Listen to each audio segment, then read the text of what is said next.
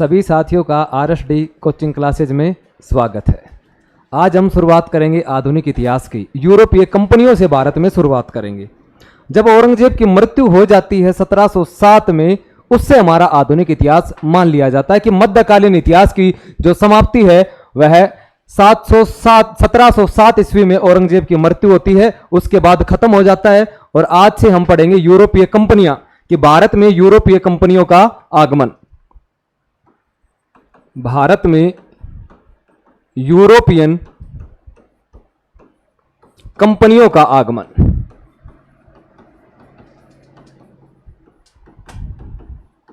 कि भारत में यूरोपीय कंपनियों का आगमन, कि भारत में यूरोपीय कंपनियां क्यों आई और कौन कौन सी कंपनी आई, उसके बारे में पढ़ेंगे। तो सबसे पहले तो यह बता देते हैं कि कौन कौन सी कंपनी आई। तो देखो, सबसे पहले भारत में आती है, वो आते हैं पुर्तगाली। ये आते हैं भाई 1498 में। उसके बाद आते हैं आपके डच 1602 में। फिर अंग्रेज ईस्ट इंडिया कंपनी की स्थापना होती है भाई 1600 में। फिर आते हैं आपके डेनिस 1616 में। फिर आते हैं आपके फ्रांस या फ्रांसीसी ये आते हैं 1664 में। फिर आते हैं आपके स्वीडिश, और ये आते हैं 1731 ईस्वी में। ये 6 कंपनी भारत में आई है। पुर्तगाली थी, ये पुर्तगाल की कंपनी है भाई। डच है, ये हॉलैंड या नीदरलैंड की कंपनी है। हॉलैंड या नीदरलैंड भी बोलते हैं इसको, नीदरलैंड की कंपनी है। अंग्रेज है, ये इंग्लैंड की कंपनी है भाई, अंग्रेज ईस्ट इंडिया कंपनी। डेनिस यह डेनमार्क की कंपनी है। और जो फ्रांसीसी है यह फ्रांस की कंपनी है। और जो स्वीडिश है यह आपके स्वीडन की कंपनी है। कई बार पूछ लेते हैं कि भारत में कौन कौन सी यूरोपीय कंपनियां आई, तो उनका एक क्रम है। भारत में 6 यूरोपीय कंपनियां आई है। सबसे पहले आते हैं पुर्तगाली। अच्छा, क्यों आए ये समझते हैं, कैसे आई। प्राचीन काल से ही और मध्य काल में भी भारत अलग अलग देशों के साथ व्यापार करता है। थोड़ा सा समझते हैं। जैसे ये आपका अफ्रीका महाद्वीप है, ये आपका भूमध्य सागर है, ये आपका लाल सागर है, यूं फारस की खाड़ी है, सऊदी अरब है, ओमान है, ये सब आते हैं। और ऐसे चलता ये आपका भारत आता है। फिर ऐसे चलता हुआ ये आपका इधर हिंद महासागर चला जाता है। ये यहां पर पढ़ते हैं आपका, जैसे स्पेन है, जैसे पुर्तगाल है, यूरोप महाद्वीप है ये। यहां पर जो पूरा का पूरा साम्राज्य था, उस साम्राज्य का नाम था रोमन साम्राज्य। कौन सा साम्राज्य भाई? रोमन साम्राज्य हुआ करता था। यहां पर राज ईसाइयों का हुआ करता था। रोमन साम्राज्य है, ईसाइयों का राज है। यह भारत से व्यापार करते थे। व्यापार कैसे करते थे? यहां से आते थे मेडिटेरियन सी, भूमध्य सागर से होते हुए लाल सागर, और लाल सागर से होते हुए आते थे आपके दक्षिण भारत में, और मसालों का व्यापार किया करते थे। हुआ ऐसा कि एक बार धीरे धीरे जब लगातार व्यापार हो रहा था, कि हम व्यापार होता था वस्तु के बदले वस्तु विनिमय है, वो व्यापार का साधन है। हम क्या करते थे कि यह जो हम मसालों का व्यापार करते थे, तो हम बदले में लेते थे सोना। क्या लेते थे भाई? सोना। तो धीरे धीरे सोने की कमी आई। यहां पर एक राजा हुआ है रोम का राजा है। इटली की राजधानी रोम है, वहां का राजा है ये नीरो ने कहा था कि कोई भी व्यक्ति भारत में क्या नहीं देगा? सोना नहीं देगा। हमें हानि होती है, उनको फायदा होता है। फिर भी नीरो के डर से, नीरो के कहने के बाद भी लोग क्या लेके आते थे भाई? सोना लेके आते थे। नीरो के बारे में एक कथन प्रसिद्ध है कि जब रोम जल रहा था तो नीरो बांसुरी बजा रहा था। इसका मतलब यह है, जब रोम में भुखमरी थी तो नीरो की पत्नी है वो दूध से नहा रही थी। एक और इतिहासकार है जिसका नाम है प्लिनी, और प्लिनी यह कहता है कि पूरे विश्व का सोना पूरे विश्व में घूमता है। जैसे रूस से अमेरिका चल गया, अमेरिका से चीन चला गया, चीन से मिस्र चला गया, लेकिन वह सोना भारत में आकर दफन हो जाता है। कहने का मतलब यह है, भारतीय सोने को और किसी को नहीं देते हैं। भारतीयों को सोना है वो व्यापार के लिए चाहिए, और जो भी वस्तु आप खरीदोगे तो बदले में क्या लेंगे? सोना लेंगे। इसलिए भारत संपन्न हुआ करता था पहले से ही। अब धीरे धीरे क्या हुआ? रोमन साम्राज्य कमजोर हो गया, और रोमन साम्राज्य का विभाजन हो गया। 2 टुकड़े हो गए। एक का तो नाम हो गया रोमन साम्राज्य, और एक का नाम हो गया ओटोमन साम्राज्य भाई, ओटोमन साम्राज्य। इन दोनों का विभाजन हो गया, तो 2 टुकड़े हो गए। एक तो रोमन साम्राज्य, और रोमन साम्राज्य की जो राजधानी थी वो तो बनी रोम, और जो ओटोमन साम्राज्य की राजधानी है वो बनी कुस्तुनतुनिया। ये इनकी राजधानी बड़ी। वर्तमान में इसको बोलते हैं इस्तांबुल। क्या बोलते हैं भाई? इस्तांबुल बोलते हैं वर्तमान में इनको, इस्तांबुल वर्तमान में ये बोलते हैं। धीरे धीरे इस साम्राज्य का जब विभाजन हो गया, दो टुकड़ों में बट गया, तो जो संसाधन है वो भी तो दो टुकड़ों में विभाजित होंगे, संसाधन का बंटवारा हो गया, देश कमजोर हो गया। कमजोर हो गया तो इनके पास इतना सामर्थ्य नहीं था कि यह यहां यूरोप महाद्वीप से लेकर भारत के साथ व्यापार कर सके बड़े बड़े जहाजों के द्वारा। तो ये क्या काम करने लग गए कि यहां से सामान खरीदते अरब वाले पहुंचाते टर्की वाले पहुंचाते रोम में, रोमन साम्राज्य में। मतलब ये जो सामान है टुकड़ों में विभाजित हो गया, मतलब बीच में मीडिएटर आ गए, बिचौलिए आ गए। जैसे भारत से सामान खरीदेंगे अरब वाले आगे पहुंचाएंगे, तो ये डायरेक्ट व्यापार नहीं होता था। लगभग 1453 के आसपास, 1453 के आसपास ओटोमन साम्राज्य पर किसका अधिकार हो गया? तुर्कों का अधिकार हो गया। मतलब किसका अधिकार हो गया? मुसलमानों का अधिकार हो गया। जब यहां पर मुसलमानों का अधिकार हो गया तो इन्होंने कहा भाई रोम वाले इधर से इधर नहीं आएंगे और ये वाले इधर से इधर नहीं आएंगे। कहने का मतलब यह है इन्होंने व्यापारिक जो रूट था, ट्रेड रूट था, उस पर क्या लगा दी? रोक लगा दी। अब रोक लगा दी तो व्यापार क्या हो गया? बंद हो गया। अब बंद हो गया तो लेकिन रोम पूरे के पूरे यूरोप महाद्वीप में मसालों की जरूरत है। अब मसाले तो खरीदेंगे। अब खरीदे कहां से? जब रोक लगा दी तो यहां उस समय यूरोप महाद्वीप के दो शक्तिशाली देश हुआ करते थे, पुर्तगाल और स्पेन। इन्होंने अलग अलग लोगों को बुलाया कि आप किसकी खोज करो? भारत की खोज करो, समुद्री मार्ग की खोज करो। एक थोड़ी कहानी भी आती है कि ऐसा कहते हैं कि एक बार एक व्यक्ति है, वो आमलेट खा रहा था, उसकी मम्मी ने उसको आमलेट दे दी। वो आमलेट उसको बिल्कुल फिक्की लगी, तो उसने कहा मम्मी क्या है, इतनी फिक्की आमलेट क्यों बनाती हो, कुछ तो करो।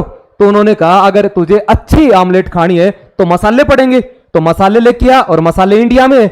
वो जो व्यक्ति है उसको इस बात का फील हो गया, और वह जो व्यक्ति है वो स्पेन की रानी के पास जाता है। और जो स्पेन की रानी है उसका नाम था इसाबेला। क्या नाम था भाई? इसाबेला। इसके पास आता है और कहता है कि रानी साहब मेरे को आप एक जहाज दो, मैं भारत जाऊंगा और मसालों की खोज करके लेके आऊंगा, मसाले लेके आऊंगा और भारत की खोज करेंगे। रानी को भी मसालों की जरूरत थी, और ये व्यक्ति का नाम था कोलंबस। इस व्यक्ति का नाम क्या था भाई? कोलंबस। और ये स्पेन से जहाज लेकर निकलता है। ठीक है भाई, जहाज किसने दी? स्पेन की रानी इसाबेला ने दी। यहां पर आपको पता होगा कि यहां पर आपका उत्तरी अमेरिका महाद्वीप है, यहां पर आपका ये नॉर्थ अमेरिका महाद्वीप है, यहां पर आपका ये साउथ अमेरिका महाद्वीप है, ये वाला। अच्छा, स्पेन से निकला कोलंबस। जब कोलंबस निकला तो उसको इतना ही पता था कि भारत के लोग काले होते हैं और भारत ईस्ट में है, यानी पूर्व में है। और ये चलता चलता चलता कहां पहुंच गया? वेस्ट में पहुंच गया। इसको एक टापू दिखाई दिया, उस टापू पर काले लोग थे। इन्होंने कहा भाई इंडिया आ गया, इंडिया आ गया। तो लोगों ने बताया इंडिया तो कहां पर है? ईस्ट में है, हम वेस्ट में हैं। इसलिए उस टापू का नाम पड़ा वेस्ट इंडीज। क्या नाम पड़ा? West Indies. इसलिए हम पढ़ते हैं कोलंबस ने किसकी खोज कर दी?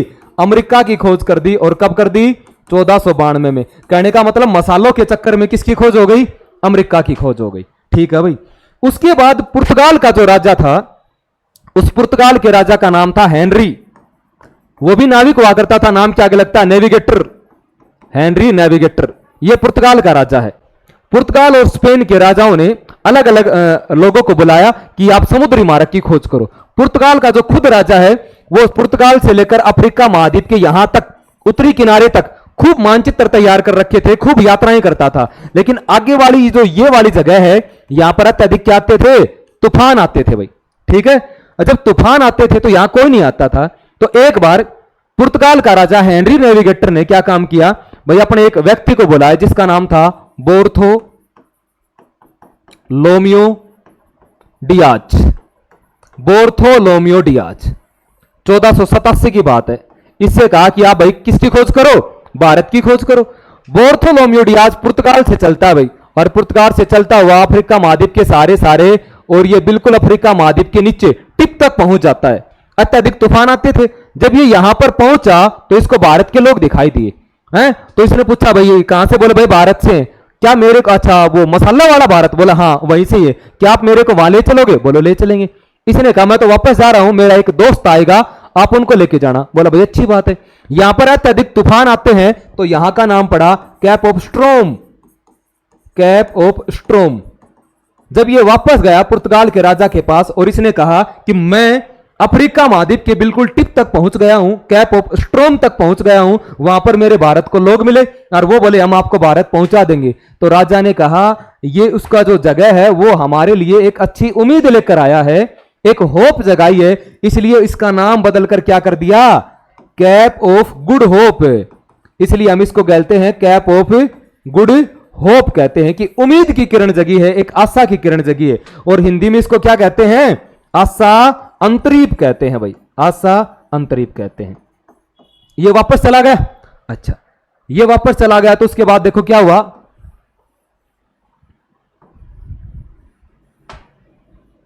यहां पुर्तगाल से एक व्यक्ति चलेगा और उसका नाम क्या है भाई, वास्को डी गामा। यहां तक तो पहुंच गया, हाँ इसका नाम है वास्को डी गामा। पुर्तगाल से चला Vasco D gamma, cap of good hope तक तो पहुंच गया, इसको बोलते हैं cap of good hope, cap of good hope. Hindi में बोल देते हैं आशा अंतरीप। और यहां से उसको एक व्यक्ति मिला जिसका नाम था अब्दुल मजीद, एक गुजरात का व्यक्ति था भाई जिसका नाम था अब्दुल मजीद। इसके सहयोग से वास्को डी गामा कहां पहुंच जाता है, दक्षिण भारत। और दक्षिण भारत में कौन सी जगह पर पहुंचा, कालीकट। कौन सी जगह पर पहुंचा भाई, कालीकट। और कालीकट कहां पर है, केरल में है। और भारत की क्या हो गई, खोज। को भारत गुमशुदा कोई था, भारत के किस मार्ग की खोज हुई, समुद्री मार्ग की खोज हुई। तो देखो भाई बात करते हैं वास्को डी गामा की। Vasco D gamma, Vasco D gamma, Bharat के समुद्री मार्ग की खोज, भारत के समुद्री मार्ग की खोज भाई किसने की, वास्को डी गामा ने की, वास्को डी गामा ने की। पुर्तगाल से आया था, अच्छा कब की, तो भाई ये तारीख आता है कि ये कब पहुंचा, तो 17 मई 1498 को पहुंचा। हाँ भाई कहां पर पहुंचा, कालीकट पर पहुंचा।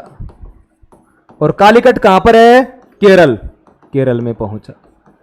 किसके सहयोग से पहुंचा, सहयोग, सहयोग मतलब पथ प्रदर्शक, पथ प्रदर्शक एक गुजरात का था जिसका क्या नाम था, अब्दुल मजीद। अब्दुल मजीद के सहयोग से पहुंचा भाई। वहां पर पहुंचा तो इसका स्वागत किसने किया, तो वहां का राजा था जिसकी उपाधि कौन सी थी, जमोरिन। जमोरिन ने इसका क्या किया, स्वागत किया। कहां का भाई, ये भी केरल का राजा है, कालीकट का राजा है। अच्छा विरोध किसने किया, अरबों ने किया। विरोध किसने किया भाई, अरबों ने विरोध किया। यह भारत की खोज होती है। भारत की जो समुद्री मार्ग की खोज की वो वास्को डी गामा ने की, 17 मई 1498 में की। यह गुजराती एक व्यापारी था अब्दुल मजीद, इसके सहयोग से भारत पहुंचा। यह कालीकट बंदरगाह पर पहुंचा, वहां का राजा था जमोरिन, इसने उसका स्वागत किया। विरोध किया अरबों ने। अच्छा अरब विरोध क्यों करेंगे, क्योंकि पहले से ही वो मौजूद है और भारत में व्यापार कर रहे हैं तो उनका व्यापार बढ़ेगा, इसलिए वह आने वाले का विरोध करते हैं। जो पहले से स्टेबल है वो आगे आने वाला का विरोध करेंगे। जैसे पहले से अरब है तो भाई अरब है, तो कौन आया, अब आए पुर्तगाली, इन्होंने पुर्तगालियों का विरोध किया। अब पुर्तगाली सेट हो गए, अब आएंगे अंग्रेज, डच, ये उनका विरोध करेंगे। तो जो पहले से स्टेबल है यह आने वाले का क्या करते हैं भाई, विरोध करते हैं। तो ये ऐसा कहते हैं जो वास्को डी गामा है, वास्को डी गामा ने यहां से क्या खरीदे, मसाले खरीदे। जैसे काली मिर्च है ना, मसाले खरीदे भाई, और मसाले खरीदे और उसके बाद वहां पर इसको बेचने पर, जब इनको यहां पर बेचने पर जो मुनाफा हुआ वो कितना गुना फायदा हुआ, 60 गुना। पूरे यात्रा का खर्चा निकाल कर आने और जाने का, उसके बाद इसको 60 टाइम्स, 60 गुना ज्यादा फायदा हुआ। फायदा हुआ तो इन्होंने अपनी एक कंपनी बना ली, एस्तादो द इंडिया। कौन सी बना ली भाई, एस्तादो द इंडिया। तो वास्को डी गामा भारत आने वाली पहली कंपनी पुर्तगाली है और आने वाला पहला व्यक्ति कौन है, वास्को डी गामा 1498 में आया। उसके बाद देखो दूसरा व्यक्ति आएगा, पेड्रो एल्ब्रेच कैब्राल। देखो भाई ये कौन है, पर्सन आता है। यह 1500 में भारत आया। कब आया भाई, 1500 में भारत आया। कौन है, क्या है, सभी को पता है। भारत आने वाला पहला व्यक्ति वास्को डी गामा है। कोई दूसरा पूछ ले तो यह भारत आने वाला दूसरा पुर्तगाली व्यक्ति है। दूसरा पुर्तगाली व्यक्ति है भाई। पहला कौन है? वास्को डी गामा 1498 और दूसरा कौन है? Pedro Alvares Cabral. कब आया? 1500 में। पूरे जहाजी बेड़ों के साथ आया भाई और खूब मसालों का व्यापार किया और बेच दिया। अब वास्को डी गामा दोबारा भारत आता है भाई 1502 ईस्वी में। कौन भाई? वास्को डी गामा दूसरी बार भारत आया। दूसरी बार भारत आया, जहाजों के साथ आया, व्यापार किया, चला गया। अब कहने का मतलब यह है, ये पुर्तगाल से आते हैं, भारत में आएंगे, पूरा अफ्रीका महाद्वीप का चक्कर लगा के आते हैं, यहां पर गांव गांव में जाते हैं, मसाले खरीदते हैं, इकट्ठा करते हैं, बाद में जहाजों में लोड करते हैं, फिर वापस जाएंगे। इन्होंने सोचा क्यों ना हम अपने 5-10 आदमी भारत में छोड़ दे, वो सामान खरीद कर तैयार रखेंगे, हम जहाज लेकर आएंगे, सामान लोड करेंगे और चले जाएंगे।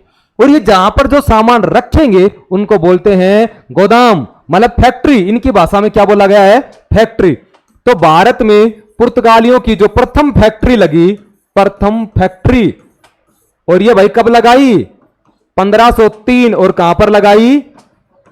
कोच्चिन में लगाई। अच्छा, कालीकट में लगा रहे थे, लेकिन अरबों ने जमोरिन को यानी कालीकट के राजा को भड़का दिया, इसलिए वो फैक्ट्री कहां पर लगानी पड़ गई?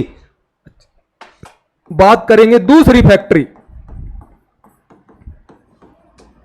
ये भाई 1505 में लगाते हैं, कन्नूर में लगाते हैं, कन्नूर में। तो भारत में पुर्तगालियों की पहली फैक्ट्री 1503 कोच्चिन, दूसरी फैक्ट्री 1505 कन्नूर।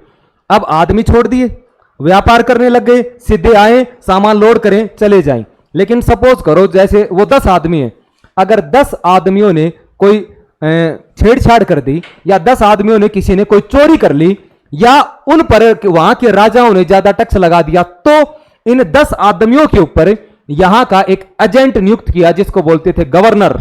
वो राजा से टैक्स कम करवा सके, वो लिखा पढ़ी करवा सके, वो कोई काम हो जाए तो वो उनको छुटवा सके, बंदी हो बना दे तो छुटवा सके, कोई केस हो जाए तो वो उनका प्रतिनिधित्व कर सके, जैसे सुपरवाइजर। इनकी भाषा में बोलते थे गवर्नर। क्या बोलते हैं भाई? गवर्नर। देखो, Francisco de Almeida, Francisco de Almeida. देखो यह है क्या था भाई? 1505 से लेकर और 1509 तक क्या बना? गवर्नर। प्रश्न आता है, भारत में बनने वाला पहला पुर्तगाली गवर्नर कौन है? Francisco de Almeida. कब बना? 1505 से 1509। पहला पुर्तगाली गवर्नर।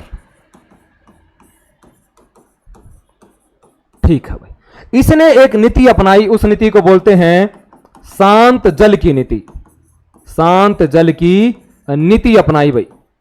इसका मतलब यह है, मैं समझाऊंगा, ब्लू वाटर पॉलिसी बोलते हैं इसको, ब्लू वाटर पॉलिसी।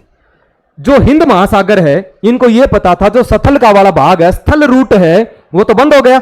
अब एक ही रूट है, वो कौन सा है? सागर वाला, समुद्र वाला रूट। इनको पता था अगर बाय चांस कल को कोई दूसरी कंपनी आ गई और उसने अधिकार कर लिया तो हमारा ट्रेड रूट बंद हो जाएगा, इसलिए इन्होंने हिंद महासागर में अधिकार कर लिया। हिंद महासागर, इधर मैं बात करूं हारमुज से लेकर मलक्का तक, पूरे हिंद महासागर में इन्होंने क्या कर लिया? अधिकार कर लिया। और इनका जो अधिकार है, इनकी जो नीति है, वो नीति क्या कहलाई?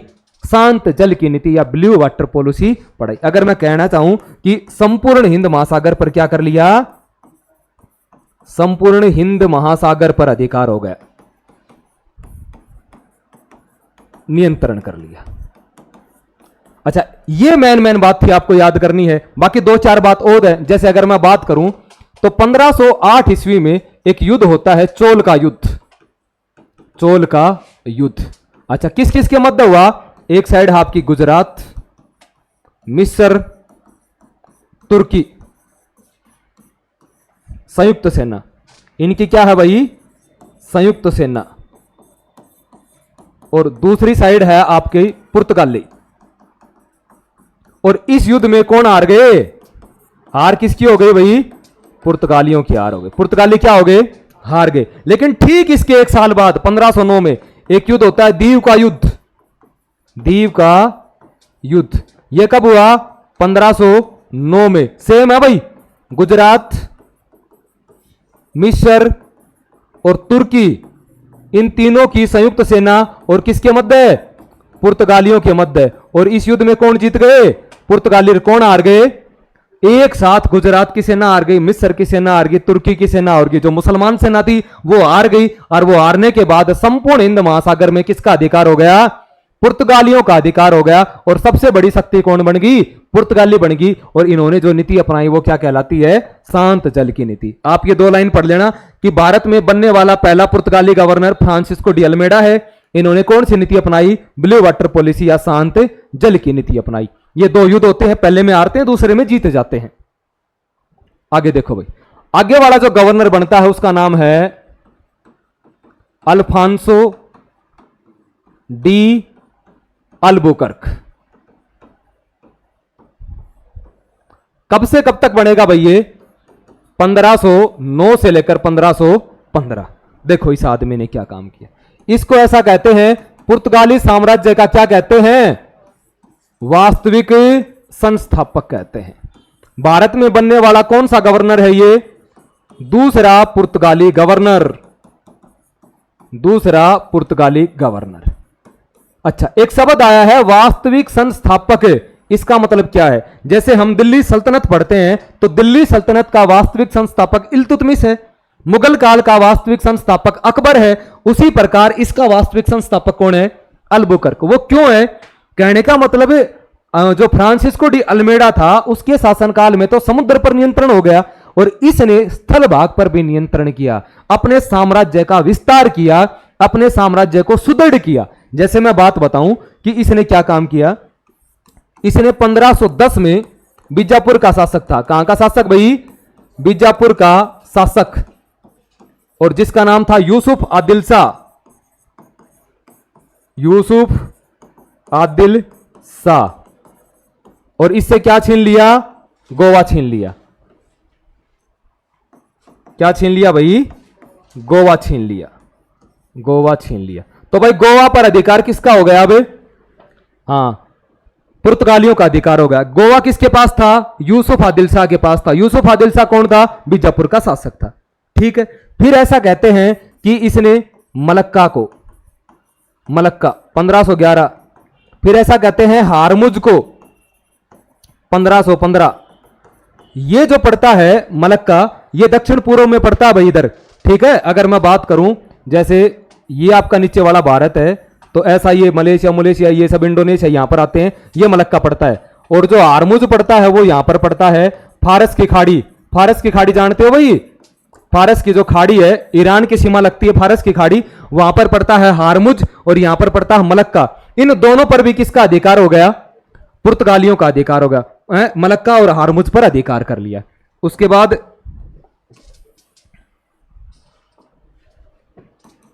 ऐसा कहते हैं जो अल्बुकर्क है, इसने अपने क्षेत्र में किस पर प्रतिबंध लगाया? सती प्रथा पर क्या लगा दिया? प्रतिबंध लगा दिया। ऐसा कहते हैं कि ये जो पुर्तगालियों का जो क्षेत्र था, वहां पर इस एरिया में जो भी सती प्रथा होती थी, इसने अपने क्षेत्र में सती प्रथा रोकने का क्या किया? प्रयास किया।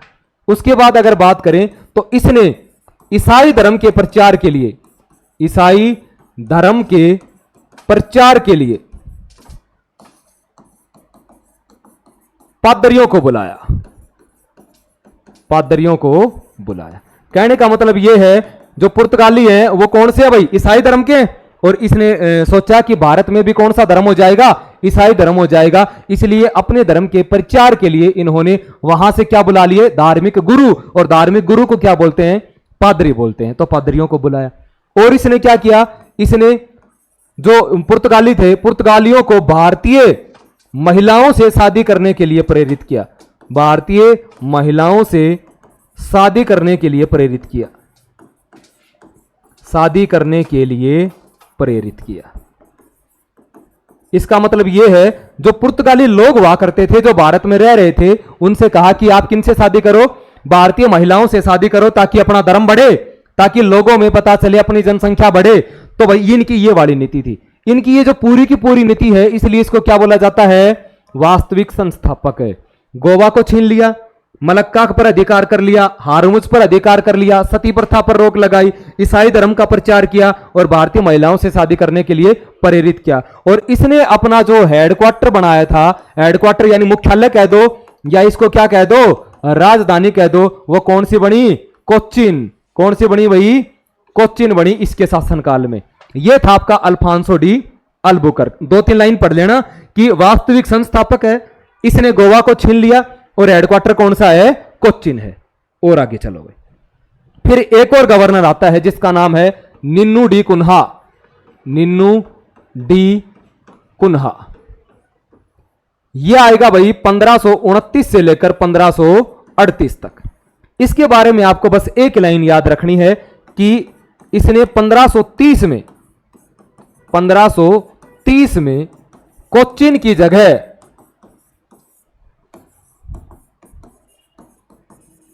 गोवा को अपनी राजधानी बनाया। गोवा को अपनी राजधानी बनाया।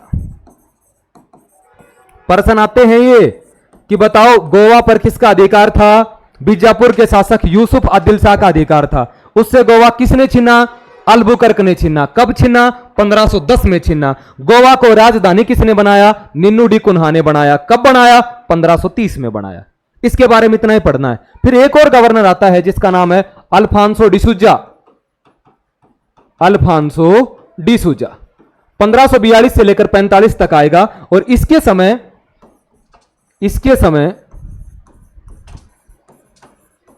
भारत में ईसाई धर्म के प्रचार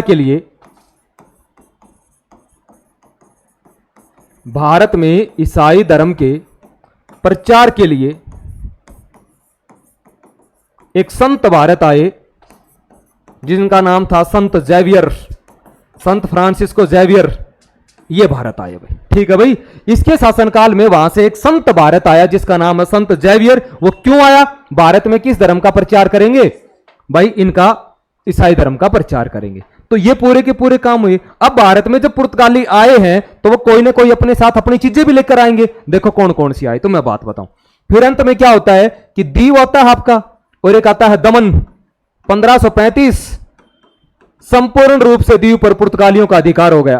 1559 संपूर्ण रूप से दमन पर किनका अधिकार हो गया? पुर्तगालियों का अधिकार हो गया। ठीक है भाई। आपका गोवा है, कोच्चिन है, कालीकट है, मलक्का है, हारमुज है, दमन है, दीव है, इन सब पर किसका अधिकार हो गया? पुर्तगालियों का अधिकार हो गया। उसके बाद देखो जब पुर्तगाली भारत में आए तो अपने साथ कोई ना कोई चीज लेकर आएंगे। तो देखो कौन कौन सी चीजें लेकर आए। पुर्तगाली भारत में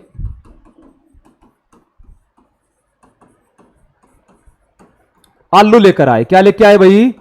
आलू, तमाकू, मक्का, पपीता, टमाटर, मूंगफली, अनानास,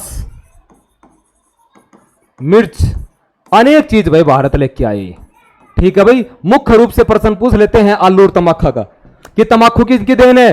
पुर्तगालियों की देन है। तमाकू पर प्रतिबंध किसने लगाया? जहांगीर ने लगाया। ऐसे पूछ लेते हैं। बाकी ये जो सारी की सारी जो चीजें हैं वो कौन लेके आए भारत में?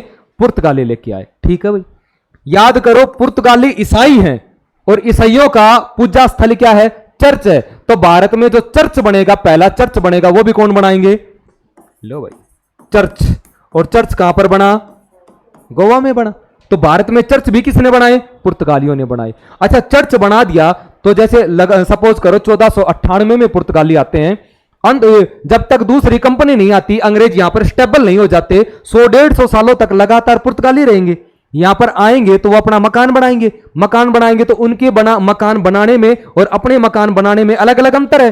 तो उनकी जो स्थापत्य कला है, देखो उनको क्या कहते हैं? पुर्तगाली भारत में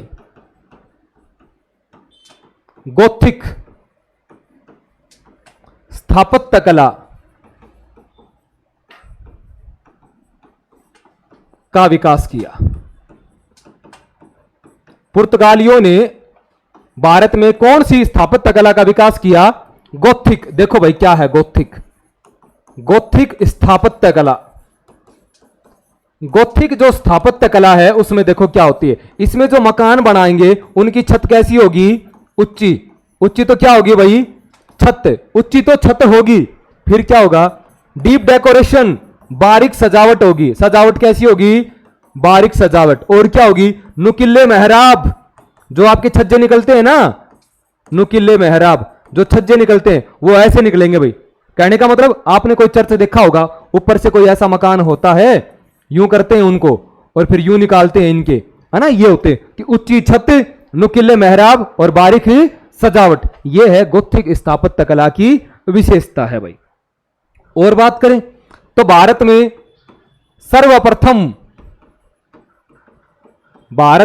सर्वप्रथम प्रिंटिंग प्रेस, और जो प्रिंटिंग प्रेस लेकर आए वो भी कौन लेकर आए? पुर्तगाली। तो भारत में सर्वप्रथम प्रिंटिंग प्रेस की शुरुआत किसने की? पुर्तगालियों ने की। और प्रिंटिंग प्रेस की शुरुआत कहां पर की भाई? गोवा में की। और भाई कब की? 1556 में की। प्रश्न आते हैं, भारत में पहली बार प्रिंटिंग प्रेस की शुरुआत कहां पर की? गोवा में की। कब की? 1556 में की। और किसने की? पुर्तगालियों ने की। ठीक, पुर्तगाली भारत में आए तो जहाजों के द्वारा आए। अब पूरा यूरोप महाद्वीप ना अफ्रीका महाद्वीप के चक्कर लगा के भारत आ रहे हैं। जहाजों में नुकसान भी तो होता है, टूट फूट भी तो होती है, मरम्मत भी करेंगे, तो मरम्मत करने के लिए वापस पुर्तगाल को ही जाएंगे। इन्होंने इसलिए भारत में जलयान निर्माण का केंद्र, ये जो शुरुआत की, ये भी किन्होंने की? पुर्तगालियों ने। भारत में जलयान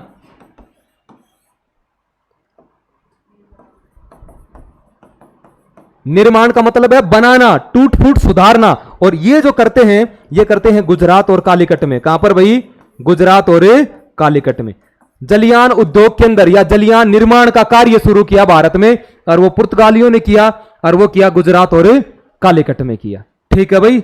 अच्छा, और बात करें, जब पुर्तगाली लगातार भारत में हैं, भारत में जो पुर्तगाली हैं, भारत में पुर्तगालियों के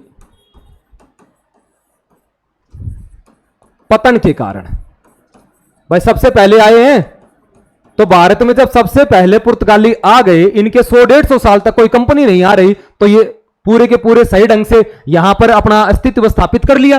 तो ये पतन क्यों हुआ? जब सारी की सारी चीजें हैं, सारी कंपनी है, काम चल रहा है, व्यापार है, तो पतन भी तो हो रहा है, क्योंकि धीरे धीरे राज किसका होगा? अंग्रेजों का राज होगा। भारत में अंग्रेज रहेंगे, तो पुर्तगालियों का भारत से पतन का क्या कारण है? ये भारत से क्यों गए? तो देखो, पहली बात तो यह है कि असहिष्णुता की नीति, इंटॉलरेंस, असहिष्णुता की नीति। कहने का मतलब ये भारतीयों के साथ अच्छा व्यवहार नहीं करते थे। दूसरी, जैसे अगर मैं बात बताऊं, महिलाओं के साथ जबरदस्ती विवाह, अभी मैंने बताया था महिलाओं से विवाह। इसका मतलब यह है, जब अल्बुकर्क गवर्नर बना तो उसने जितने भी पुर्तगाली यहां पर जो कर्मचारी थे, जो काम करते थे, उसने क्या कहा कि आप भारतीय महिलाओं से क्या करो? शादी करो, जबरदस्ती विवाह करो। विवाह करोगे तो बच्चे पैदा होंगे, वो ईसाई बनेंगे, अपने धर्म के बनेंगे, अपनी जनसंख्या बढ़ाओ। तो ये जो नीति थी, जनता में इनका प्रभाव तो पड़ता ही है, दुष्प्रभाव पड़ा। और अगर मैं बात करूं ईसाई धर्म का प्रचार करना, ईसाई धर्म का प्रचार करना, भारत में अपना धर्म है, सनातन धर्म है, कहीं बौद्ध धर्म है, कहीं कुछ धर्म है, लेकिन वो अपने धर्म का प्रचार कर रहे हैं। जबरदस्ती बाइबल की प्रतियां बांटी जाती हैं कि जबरदस्ती आप बाइबल पढ़ो, इनकी शिक्षाओं को ग्रहण करो, ईसाई धर्म करो, धर्म बदलो। इन पर लोगों की मानसिकता पर प्रभाव पड़ा। और अन्य कंपनियों से प्रतिस्पर्धा, अन्य कंपनियों से प्रतिस्पर्धा। इसका मतलब यह है, पहले खाली कौन थे? पुर्तगाली थे, अब आ गए डच, अब आ गए अंग्रेज, अब आ गए फ्रांसीसी। तो कंपटीशन बढ़ गया, तो कंपटीशन बढ़ गया तो भाई इनकी धीरे धीरे जो मार्केट है वो कम होगा, इनकी बिक्री कम होगी, इनका व्यापार क्या होगा? कम होगा। और नए उपनिवेशों की खोज, नए उपनिवेशों की खोज। इसका मतलब यह है, नए उपनिवेशों की खोज का मतलब यह है कि इनको ब्राजील में क्या मिल गई? ब्राजील में सोने की खानें, गोल्ड माइंस मिल गई भाई। ब्राजील में सोने की खान प्राप्त हो गई। अब सोने की खान प्राप्त हो गई तो इनका पूरा का पूरा फोकस कहां चला गया? ब्राजील चला गया। भारत को कम ध्यान देने लगे। और जो पुर्तगाल के राजा हैं, पुर्तगाल राजाओं का वायसराय या गवर्नर पर, पुर्तगाल राजाओं का गवर्नर पर अधिक नियंत्रण, जो राजा है वो यहाँ के जो वाइसराय जो या जो भी गवर्नर बनता था उस पर क्या करता था, अधिक नियंत्रण करता था। कहने का मतलब ये जो कारण है ये भारत में पुर्तगालियों की कंपनी के क्या है, पतन के कारण है। मैन दो तीन चीज पढ़ लेना, जैसे भाई अन्य कंपनियों से कंपटीशन हो गया है, नए उपनिवेशों की खोज हुई, गोल्ड माइंस प्राप्त हो गई, और ये आपका धर्म से संबंधित बातें हैं। अगली बात देखो, जब भारत में जो पुर्तगाली आते हैं, प्रश्न आता है सबसे पहले भारत में कौन सी कंपनी आई, तो सबसे पहले आए कौन भाई, पुर्तगाली आए। सबसे पहले आते हैं आपके पुर्तगाली, और पुर्तगाली कब आए, 1498 में आए। फिर प्रश्न आएगा सबसे अंत में कौन गए, सबसे अंत में, और अंत में भी कौन गए, पुर्तगाली गए भाई। और सबसे अंत में पुर्तगाली कब गए, 1961। भारत आजाद कब हुआ, 1947 में। लेकिन आपका गोवा, आपका दमन, आपका दीव किसके अधिकार में था, पुर्तगालियों के अधिकार में था, और उनसे हमने कब छिनवाया, 1961। अच्छा, कौन सा ऑपरेशन चलाया, ऑपरेशन विजय के तहत, ऑपरेशन विजय के तहत 1961 में पुर्तगालियों से क्या क्या छीन लिया भाई, गोवा, दमन और दीव छीन लिया। इन पर अधिकार किसका था भाई, पुर्तगालियों का अधिकार था। भारत आजाद हो गया, उसके बाद हमने क्या काम किया कि आपका जो गोवा है, दमन है, दीव है, एक ऑपरेशन चलाया अपनी सेना ने। उस ऑपरेशन का नाम क्या है, ऑपरेशन विजय। और इसके तहत गोवा, दमन, दीव अपने भारत में मिला लिए गए और पुर्तगालियों को यहां से चले गए, निकाल दिया गया। तो भारत में सबसे पहले आने वाले भी पुर्तगाली थे और अंत में जाने वाले भी कौन है, पुर्तगाली है। तो ये थे भाई आपके पुर्तगाल की कंपनी। ठीक है, इन्होंने पूरा का पूरा क्या किया, व्यापार किया। अब बात करते हैं डच। अब कौन सी कंपनी आएगी, डच कंपनी आएगी। डच की बात करते हैं। डच जो कंपनी थी यह हॉलैंड की कंपनी है। कहां की कंपनी है भाई, हॉलैंड या नीदरलैंड की कंपनी है। हॉलैंड या नीदरलैंड देश की क्या है, कंपनी है। अच्छा, डच भारत में एक व्यक्ति आता है, पहला व्यक्ति, यानी जिसका नाम था कार्नेलियन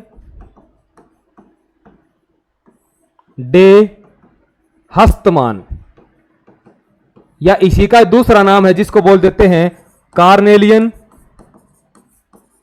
हाउटमैन। एक ही बात है भाई, एक ही व्यक्ति है। ठीक है, यह भारत आता है, यह भारत आया 1596 में। कब आया भाई, भारत आने वाला पहला डच यात्री कौन है, कार्नेलियन डे हस्तमान। और कब आया, 1596 ईस्वी में भारत आया, वापस डच चला गया, हॉलैंड चला गया। इसने वहां पर जाकर बताया कि वहां पर पुर्तगाली आ चुके, लगभग आए हुए 100 साल हो गए, व्यापार कर रहे हैं, हमें भी चलना चाहिए।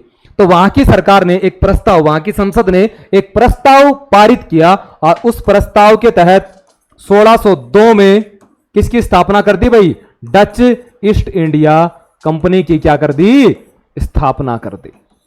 प्रश्न आता है डच ईस्ट इंडिया कंपनी की स्थापना कब हुई, 1602 में हुई।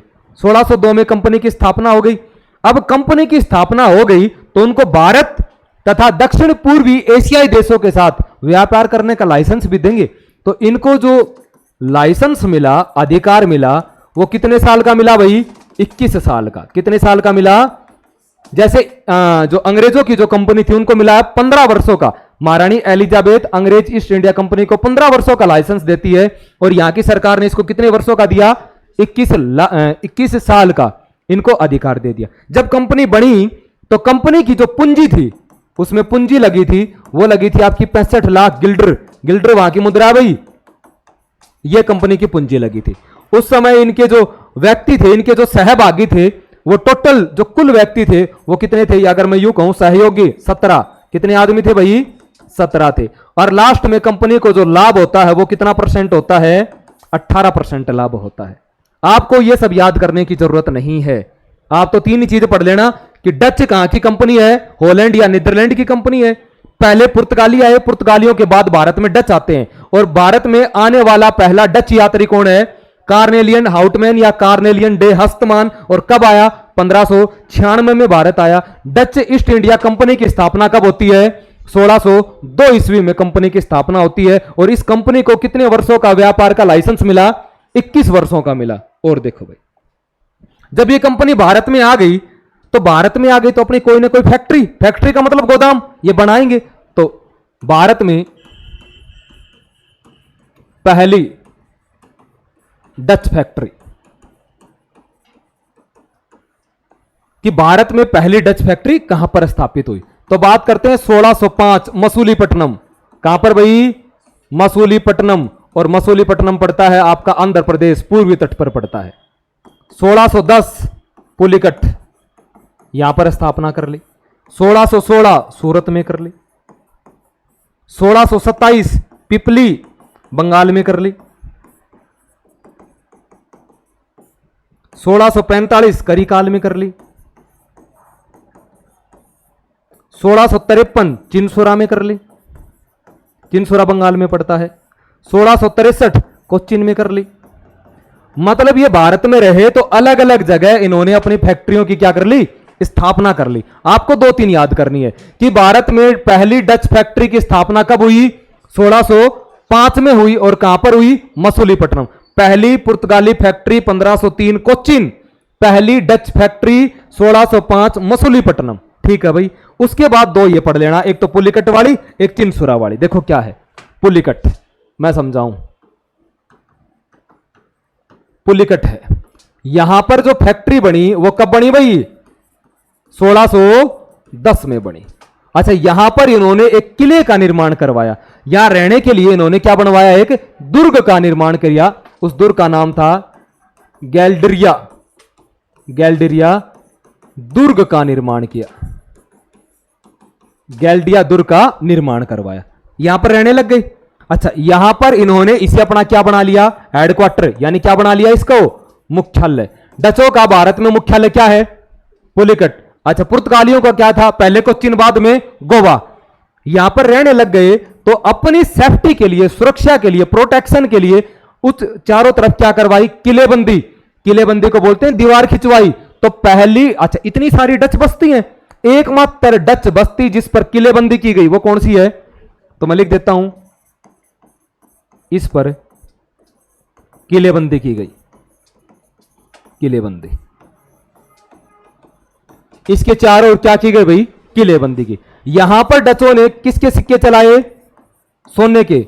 सोने के निर्मित पगोड़ा। कौन से भाई? पगोड़ा, मुद्रा है पगोड़ा, सिक्के चलाए। अलग अलग बातें हैं, आप लोग पढ़ लेना कि डचों की भारत में पहली फैक्ट्री 1605 मसूलीपट्टनम, पुलिकट में स्थापना की 1610 में। पुलिकट में उन्होंने फैक्ट्री 1610, यहां पर उन्होंने एक दुर्ग, दुर्ग मतलब किले का निर्माण करवाया जिसका नाम था गैल्ड्रिया दुर्ग। वो जो डच बस्ती है इसके चारों ओर एक दीवार का निर्माण किया गया जिसको बोलते हैं किलेबंदी।